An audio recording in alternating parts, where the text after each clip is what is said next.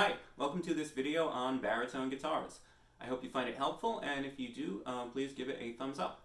So what is a baritone guitar? Well, what it is that the scale length from the top of the neck to the bottom of the bridge is going to be a little bit longer than a standard guitar. So whereas a standard guitar might be about 25.5 inches, a baritone guitar is going to be 27, 28, maybe even 30, right? And for reference, a bass guitar is going to be about 35.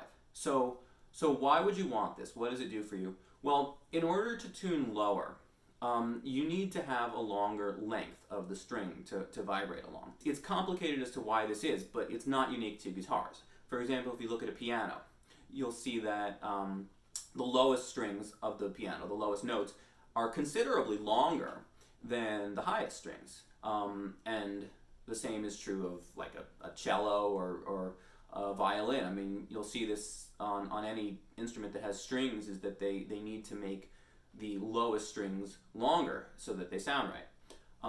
So a baritone guitar is kind of a middle ground between a conventional guitar and a bass guitar, and both in size and in tuning. So whereas a standard guitar is tuned to about an E, a baritone guitar can be tuned to maybe a B standard or an A standard, right? But the chord shapes are going to be the same, right?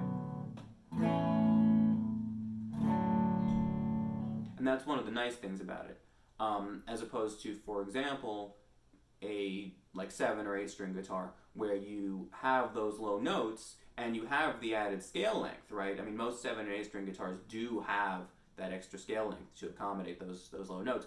But because there are those extra strings, you have to learn new chord shapes, right? So what's nice about a baritone guitar is you can preserve the same chord shapes that you're used to from a standard guitar. So baritone guitars have been around since the 1960s. They've been used in jazz by, for example, Pat Metheny. They've been used in popular music, for example, by the Beach Boys. And they've been used in country. And of course, they've also been used in metal music pretty extensively. So are baritone guitars only for metal? I would say absolutely not. They are, I would say, good for anything where you want kind of a darker, more brooding sound, right? I mean, chords will sound sort of more ominous and, I don't know, kind of just darker, right?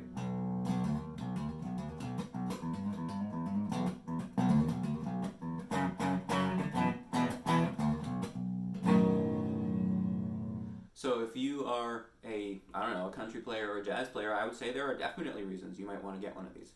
If you're a metal person, you've probably looked at maybe guitars that are extended in terms of strings, right? Maybe you're trying to decide between a baritone versus a 7 string or an 8 string. And there's no right or wrong answer. I just want to share my personal experience, which is that I've owned several 7 strings and an 8 string for a few years. And what I have always found to be kind of disorienting, right, is to go between 6 string guitars and 7 string guitars and back to 6 string.